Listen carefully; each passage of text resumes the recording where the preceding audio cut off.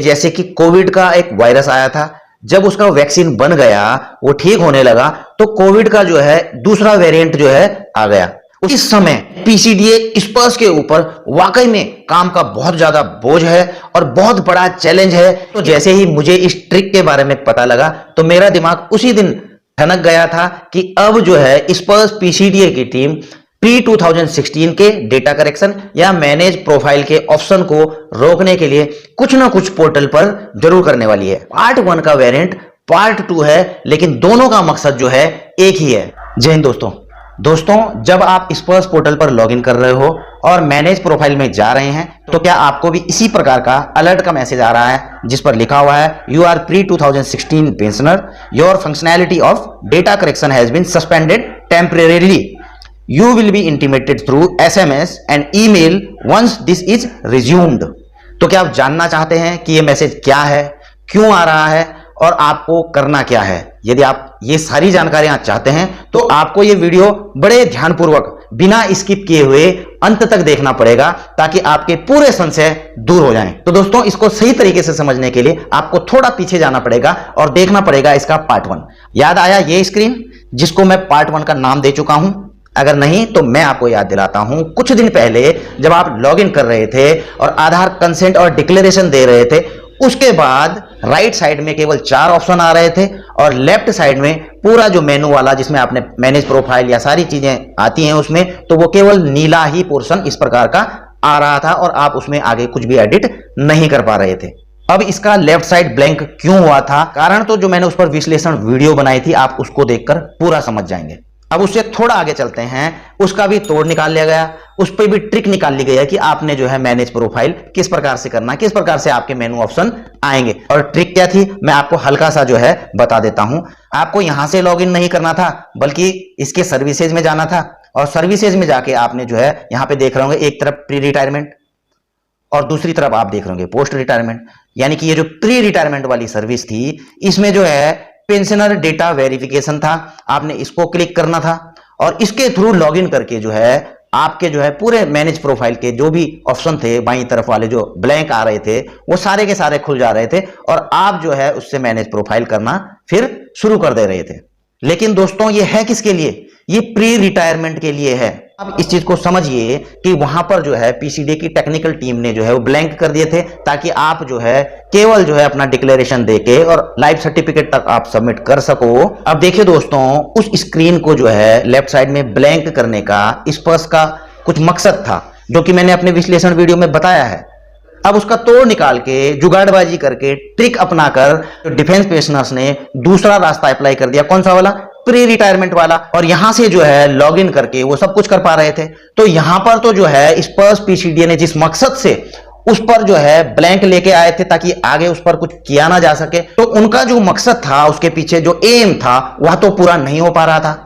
Pre retirement यानी कि जो रिटायरमेंट अब आने वाले हैं उनके लिए जो है उन्होंने पूरे ऑप्शन खोले हुए थे और वह जरूरी भी है क्योंकि वो अभी रिटायरमेंट आ रहे हैं, तो पूरा अपना जो है वहां पर पेंशन डेटा वेरिफिकेशन करके और जो भी क्लेम वगैरह सेटअप करके यहां पर आएंगे, इसलिए उनके लिए जो है वो ऑप्शन खोले हुए थे।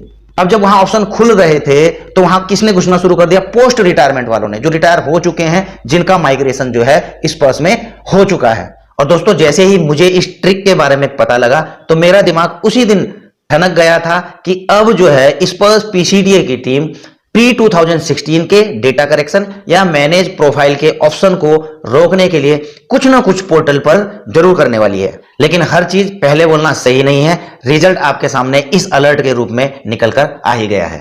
अब इससे क्या हो जा रहा था? पोर्टल के ऊपर हैवी ट्रैफिक हो जा रहा था क्योंकि बड़ी मात्रा में डिफेंस पेंशनर्स का जो है पेंशन डेटा इसमें स्पर्स में माइग्रेट किया जा रहा है और अभी जो है शायद दिसंबर तक जो है इन्होंने पूरा भी करना है। देखिए, स्पर्स की एक सीमित टीम है, उन्होंने जो है बैंकों से पूरा डेटा लेना भी है, उनकी पोर्टल पर डेटा एंट्री भी करनी है, आपको लॉगिन पासवर्ड भी देने हैं। जब आपको लॉगिन पासवर्ड मिल जाते हैं तो आपने उस पर लॉगिन भी करना है और उसके बाद आप क्या करेंगे? मैनेज प्रोफाइल भी करेंगे। उन्होंने उसका डेटा भी पूरा वेरिफिकेशन करेंगे और जो है आप जब मैनेज प्रोफाइल करेंगे आपको दिक्कतें भी कुछ आएंगी, आप ग्रीवांस डालेंगे, आप कंप्लेंट डालेंगे, हेल्पलाइन पे भी बात करेंगे। इससे क्या होगा कि स्पर्स की पूरी टीम जो है इन्हीं चीजों को करने में लगी रहेगी और जो उनका टारगेट है दिसंबर तक अभी 15 लाख और डिफेंस पेंशनर्स को इसमें माइग्रेट किया जाना है, तो वो कैसे कर पाएंगे? दोस्तों, आप मानो ना मानो, लेकिन जहां तक मैं मानता हूं इस समय पीसीडीए स्पर्श के ऊपर वाकई में काम का बहुत ज्यादा बोझ है और बहुत बड़ा चैलेंज है। इतनी बड़ी संख्या में डिफेंस पेंशनर्स का डेटा कलेक्शन करके उनको स्पर्श में माइग्रेट करवाना, उनका पेंशन डेटा मेंटेन करना और उनकी पेंशन को सुचारू रखना। हालांकि कुछ महीनों के बाद यह नॉर्मलाइज हो जाएगा, लेकिन तब तक इन चीजों को मेंटेन करने के लिए पीसीडीए स्पर्श को प्रायोरिटी वाइज ही काम करना पड़ेगा। और देखिए दोस्तों, ये कोई मेरी पीसीडीए की तरफ से ऑफिशियल स्टेटमेंट नहीं है, यह भी मेरी विश्लेषण वीडियो है और आप इस चीज को समझ सकते हैं कि अगर आप पीसीडीए स्पर्श से इस चीज के बारे में जानकारी चाहेंगे तो क्या वो बोलेंगे कि हमारे पास बहुत ज्यादा हैवी लोड काम का आ चुका है, इसलिए जो इन चीजों को बंद कर दिए हैं। अरे दोस्तों, वो सर्विस कर रहे हैं, वो ये जवाब नहीं दे सकते। अब चाहे ये सही है या गलत है, आप इसे सही मानो या गलत मानो, पर लेकिन मैंने इसका विश्लेषण जो किया है, मैंने इसका जवाब यही पाया है। इसके अलावा भी मैंने कुछ विश्लेषण करके कुछ और कारण भी बताए थे, आप इसलिए मेरी वो पिछली वाली वीडियो जरूर देखना। अब देखिए, जो पार्ट 1 था उस पर जो है स्पर्श पीसीडीए की तरफ से कोई भी क्लेरिफिकेशन नहीं दिया गया था कि ऐसा क्यों किया गया। लेकिन दोस्तों, जो ये पार्ट 2 जिसको मैं बोल रहा हूं, आप इस प्रकार का मैसेज देख रहे होंगे, उन्होंने क्लियर लिखा है इसमें, और इस चीज को समझिए आप, उन्होंने अलर्ट करके लिखा है कि यू आर प्री 2016 पेंशनर, कि आप 2016 से पहले के पेंशनर हैं। Your functionality of data correction has been suspended temporarily, यानी कि जो है आपका जो डेटा करेक्शन है, मैनेज प्रोफाइल से ही तो करेंगे ना आप डेटा करेक्शन, तो मैनेज प्रोफाइल वाला जो आपका ऑप्शन है टेम्परेरीली सस्पेंड कर दिया गया है। तो इसको खोला जाएगा कुछ समय के बाद, हो सकता है 1 महीना, 2 महीना या 3 महीने भी इस पे हो सकता है। You will be intimated through SMS and email once this is resumed, कि जैसे ही ये ऑप्शन खोले जाएंगे तो आपको जो है ईमेल के जरिए और SMS के जरिए आपको इंटीमेट किया जाएगा, आपको सूचना दी जाएगी और उसके बाद इससे आगे की कार्रवाई आप कर सकते हैं। तो दोस्तों, जो ये पार्ट 1 और पार्ट 2 हैं, दोनों इंटरकनेक्टेड हैं। जैसे किसी एक चीज के वेरिएंट अलग अलग होते हैं, उसी प्रकार से पार्ट 1 का वेरिएंट पार्ट 2 है, लेकिन दोनों का मकसद जो है एक ही है। एग्जाम्पल के लिए इसे समझिए, जैसे कि कोविड का एक वायरस आया था, जब उसका वैक्सीन बन गया, वो ठीक होने लगा, तो कोविड का जो है दूसरा वेरिएंट जो है आ गया। उसी प्रकार से समझिए, जो पार्ट ए है उसका तोड़ निकाल दिया गया, उसका ट्रिक निकाल दिया गया, तो उसका जो है पार्ट 2 आ गया है, यानी कि इसका दूसरा वेरिएंट आ चुका है जिसका मकसद सेम है। अब देखिए दोस्तों, आपको करना क्या है। देखिए, आप लॉगिन करते हैं, आप आधार का कंसेंट दे देते हैं, उसके बाद जो ऑप्शन खुले थे उसमें आप पैन नंबर भी अपडेट कर सकते हैं, अपना जो है ईमेल एड्रेस भी अपडेट कर सकते हैं। उसके बाद जब आप मैनेज प्रोफाइल कर रहे हैं तो ये मैसेज आ रहा है, यानी कि जो है स्पर्श पीसीडीए ने आपके लिए उतने ऑप्शन खोले हुए हैं ताकि आप अपना आधार पोर्टल पर अपडेट कर सको और अपना लाइफ सर्टिफिकेट देकर अपनी पेंशन सुचारू रख सको। दूसरा, उसमें पैन कार्ड आप अपडेट कर सकते हो ताकि आपका 20% टीडीएस आपके पेंशन से ना कटे। और तीसरा, आप इसमें अपना मोबाइल नंबर और ईमेल एड्रेस को अपडेट कर सकते हैं ताकि स्पर्श पीसीडीए आपको मैसेज या ईमेल के जरिए सूचनाओं से अवगत कराता रहे।